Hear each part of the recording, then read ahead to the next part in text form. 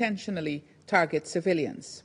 The Independent International Commission of Inquiry on Ukraine has documented widespread and systematic drone attacks in its latest report, which have targeted and repeatedly killed and injured civilians in Kherson province. Guyana condemns these abhorrent actions and calls for an independent investigation into all such allegations. Anyone responsible for intentionally directing attacks against civilians in this manner must be held accountable. Mr. President, the monthly meetings and the statements presented in this Council have failed to garner any meaningful and positive movement in resolving this conflict. In fact, the situation continues to worsen. It is clear that this Council must go further. The only effective means of preventing further atrocities is to end this war through peaceful means. This was the stated intention of Resolution 2774, tabled by the United States last February, which remains relevant today. This Council must consider what other actions can be taken by it to advance Resolution 2774. At the same time, we call for an end to the hostilities and for the parties to commence substantive discussions towards this objective. The international community must continue to support all efforts aimed at achieving this outcome. Guyana will continue to do its part. I thank you. I thank the representative of Guyana for the statement. Now give the floor to the representative of China. President,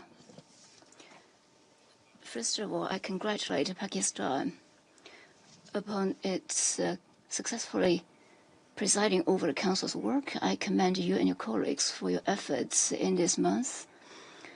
I'd like to congratulate Panama as it assumes its presidency and wish it great success. Lately, Russia and Ukraine held several rounds of direct negotiations, reached some consensus on humanitarian issues such as the exchange of the prisoners of war, and made positive progress. At the same time, the crisis persists, and the end of the war is nowhere in sight. Large quantities of weapons and ammunition continue to flow into the battlefield, causing new casualties and damage to infrastructure. It worries us to see the expanding variety and range of weapons flowing to the battlefield, as well as their growing lethality and destructive power. It was reported lately that both sides have deployed combat robots on the battlefield, further showing that Russia-Ukraine conflict is increasingly becoming a testing ground for new weapons, and how war is fought could undergo dangerous changes. I wish to reiterate that weapons may win wars, but they cannot bring about lasting peace. The reckless supply of weapons to the battlefield will only intensify confrontation, prolong the conflict, and cause risks of proliferation, and inflict further casualties and suffering on the people of both sides and the broader region. The urgent priority is for both sides to work together to de-escalate the situation on the battlefield as soon as possible. They should maintain the momentum of talks, continue to build a consensus, and ultimately reach a comprehensive, lasting, and binding peace agreement. President, since the first day of the war, China has actively advocated resolving disputes by peaceful means and called on the parties to the conflict to end hostilities, start negotiations, and restore peace sooner than later. Over the past 3 years, guided by the principle for assurance laid out by President Xi Jinping, we have worked actively for peace and pushed for talks. China will continue to work with the international community to play a constructive role for an early political settlement of the crisis. President, earlier, the U.S. representative once again spread false and slanderous narratives against China. It is completely unacceptable. At previous meetings, I responded to such accusations time and again. Since the U.S. did it again today, I am compelled to respond again to set the record straight. First, China did not start the Ukraine crisis and is not a party to it. China has never supplied lethal weapons to either side of the conflict and has strictly controlled export of dual-use goods, including drones. Second, the parties to the conflict are not under Council sanctions. China has normal trade relations with Russia and Ukraine. By doing so, it doesn't violate international law or breach its international obligations. China's legitimate rights and interests must not be infringed upon. In fact, till now, the U.S. has continued its economic and trade activities with Russia. If the U.S. is doing that itself, why it doesn't allow others to do the same? You can set fire to houses while others can't even light lamps. Is that the logic? Third, the Ukraine crisis is at a critical juncture where we see prospects and hopes for a political solution. It is not right for the U.S. to expect China to play a role in putting early end to the war, but never cease its smear and pressurizing tactics against China.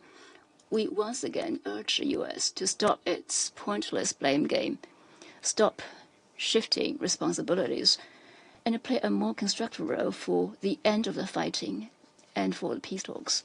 Thank you, President. I thank the representative of China for the statement. I shall now make a statement in my capacity as the representative of Pakistan. I would also like to welcome the representative of Ukraine to this meeting.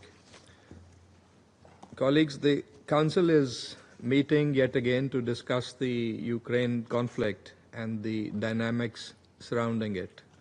Pakistan remains deeply concerned over the continuation of this conflict, which has tragically affected the lives of millions of people in the region and beyond.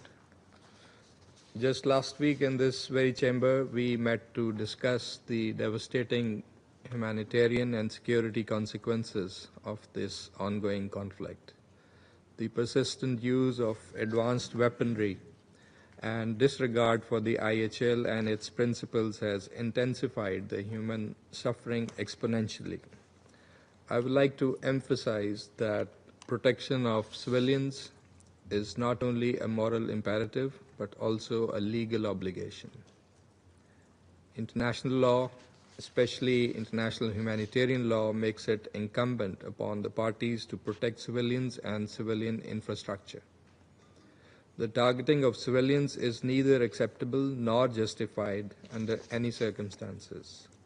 The conduct of hostilities, the means and methods of warfare must remain within the confines of international law, especially the fundamental IHL principles of distinction, proportionality, and precaution. We firmly believe that military means cannot resolve this conflict. The only viable path towards sustainable peace is that of dialogue and diplomacy. That was the message of Security Council Resolution 2774 adopted in February related to this conflict. And here in the Council, we also reaffirmed our commitment to peaceful settlement of disputes through Resolution 2788 only last week. Colleagues, Pakistan's position on the Ukraine conflict has remained clear and consistent. We have always advocated for de-escalation and immediate cessation of hostilities and a comprehensive ceasefire, holding of meaningful negotiations that address mutual security concerns within the framework of the purposes and principles of the UN Charter, and adopting a path of inclusive and constructive diplomacy involving key regional and international stakeholders to promote trust and build confidence to pave the way for a just and lasting peace. Istanbul talks must be built upon and taken forward with genuine and reciprocal commitment to peace. Pakistan reiterates its firm support for a peaceful resolution of this conflict and stands ever ready to support all efforts towards that end. I would now resume my functions as President of the Council.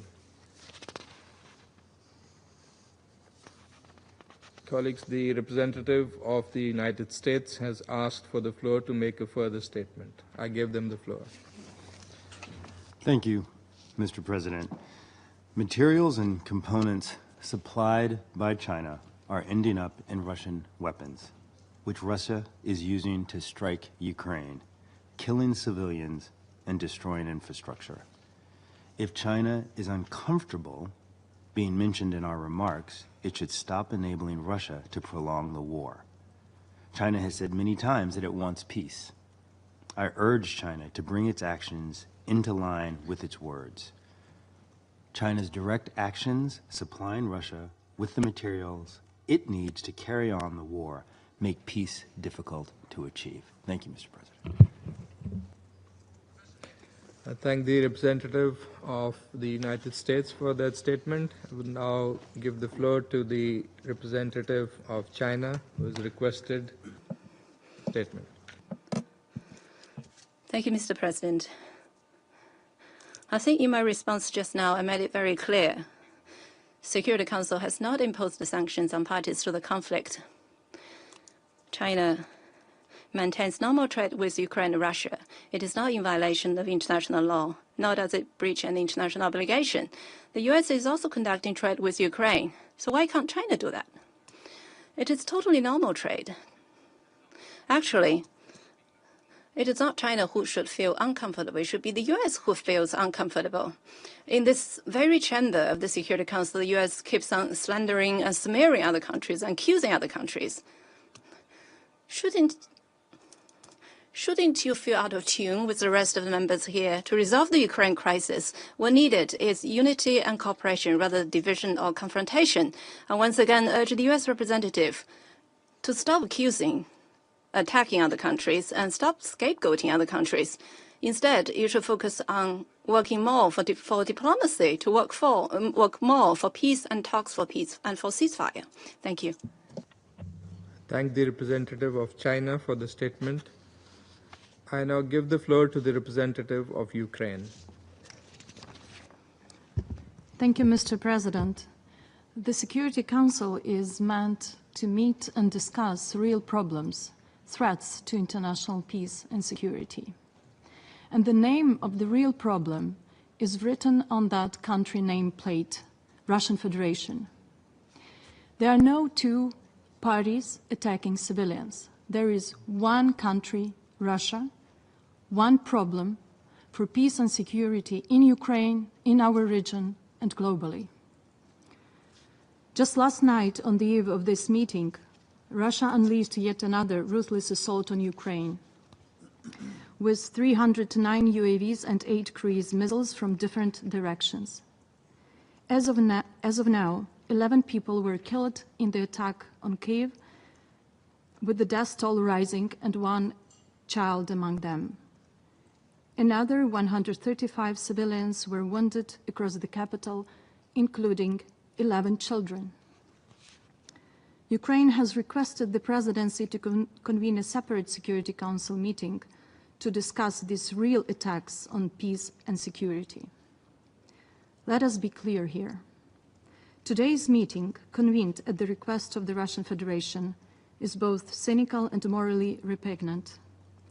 The very state that launched the largest war of aggression in Europe since the World War II now attempts to portray itself as a victim of so-called Western interference.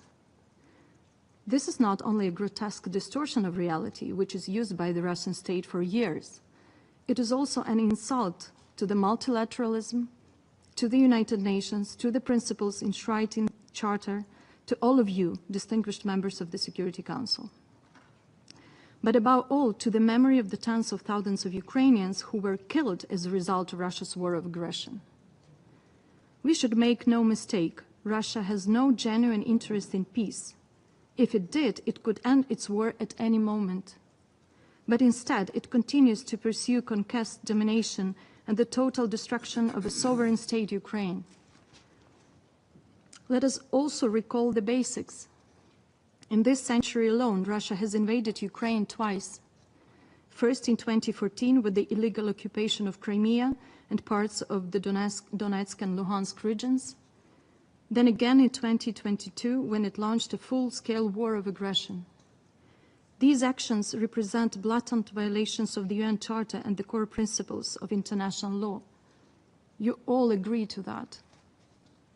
At this very moment, Russia is still trying to illegally occupy more Ukrainian territory. It bombs cities, targets civilian infrastructure, kills innocent people every single day. It has staged sham referenda, denied Ukraine's sovereignty, and works openly to erase our independence and statehood. And yet, while committing these egregious violations, it dares to accuse others of undermining peace.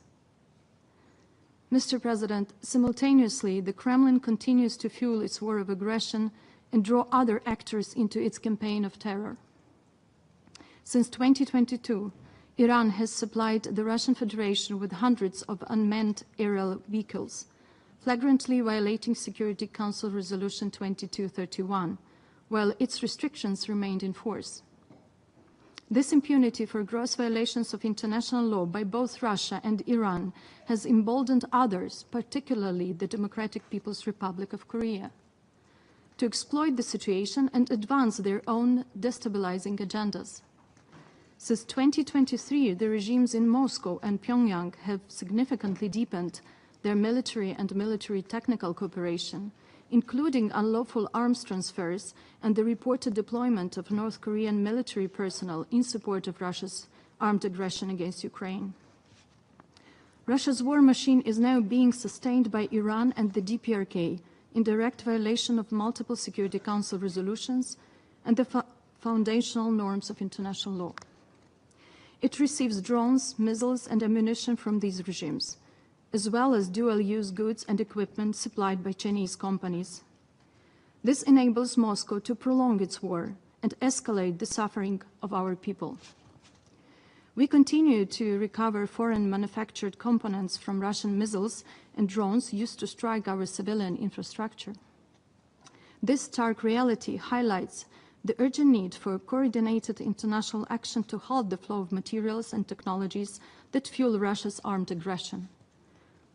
Mr. President, let us speak plainly about Russia's true motives. Its war of aggression is not about so-called protection of Russian-speaking population, denazification, or demilitarization of Ukraine. And it is not about NATO. Russia claims it invaded Ukraine to prevent NATO expansion. Yet by its actions, it has achieved the opposite. Russia now shares hundreds of kilometers of new border with NATO. And of course, it is not about so-called security concerns of the Russian Federation. Because what security guarantees are needed for the largest nuclear-armed state in the world, whose officials have repeatedly threatened to use these nuclear weapons against Ukraine and other states. At its core, this war is about the survival of the Kremlin's authoritarian regime, which has ruled the Russian Federation with an iron grip for over a quarter of a century. It is also about imperialistic ambitions of Russia, which tries to eliminate Ukraine as a state from the political map of the world and to destroy Ukrainians as a nation.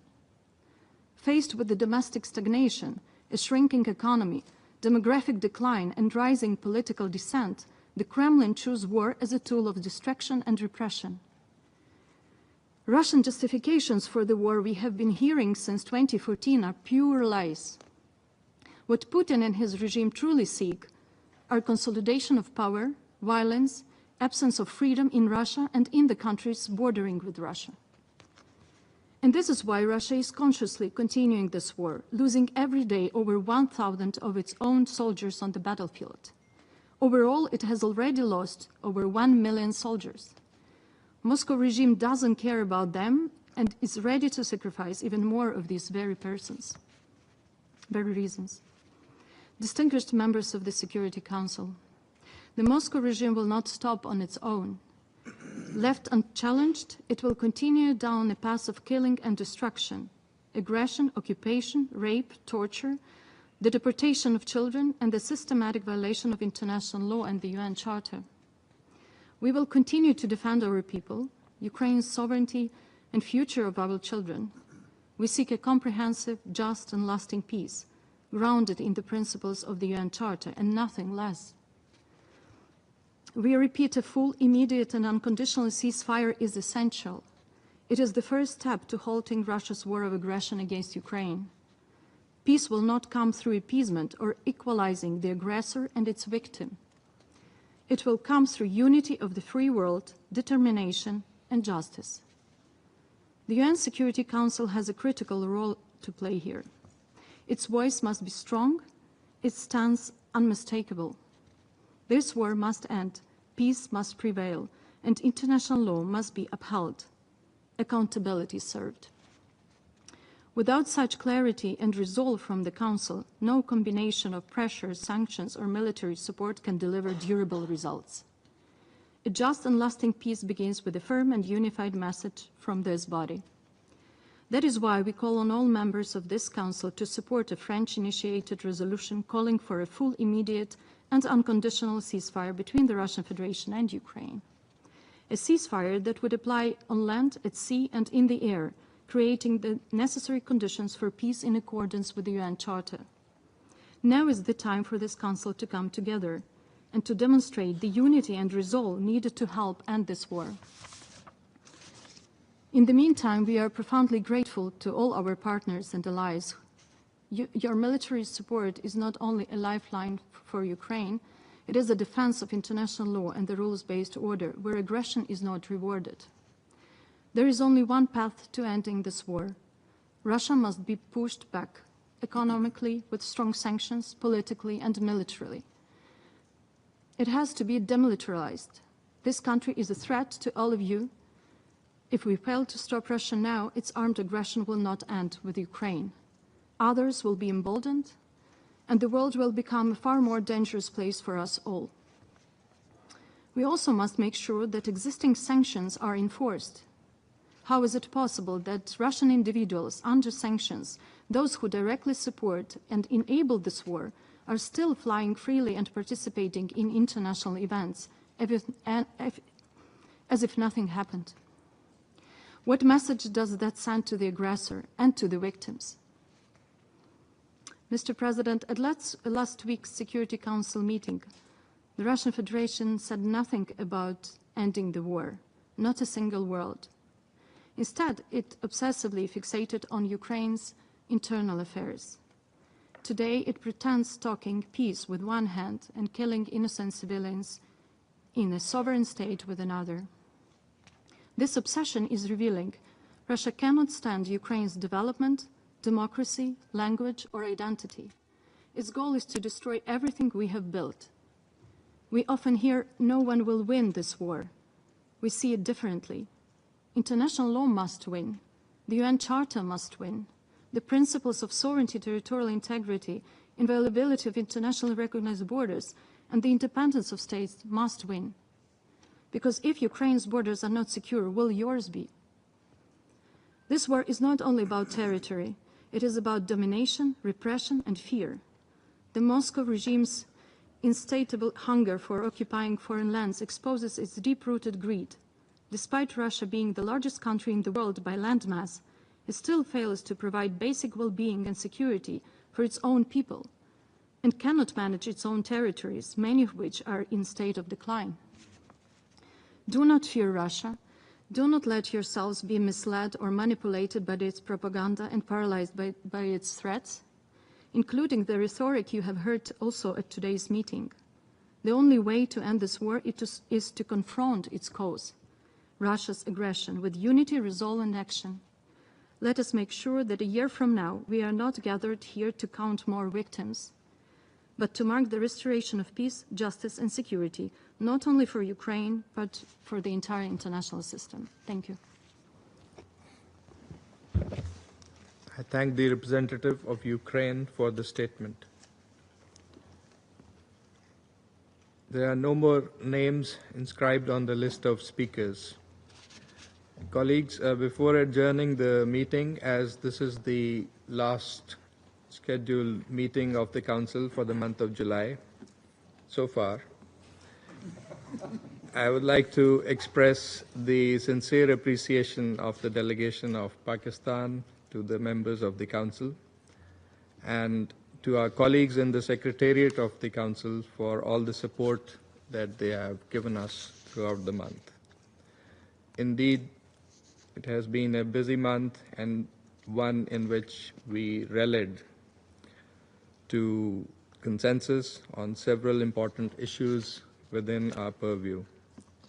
The Council also unanimously reaffirmed and upheld the purposes and principles of the Charter and our commitment and support for peaceful settlement of disputes. We could not have achieved all of that without the hard work, cooperation, and positive contributions of every delegation and the very efficient assistance of the representatives of the Secretariat, including the technical support team, conference services, officers, interpreters, translators, verbatim reporters, and the security staff.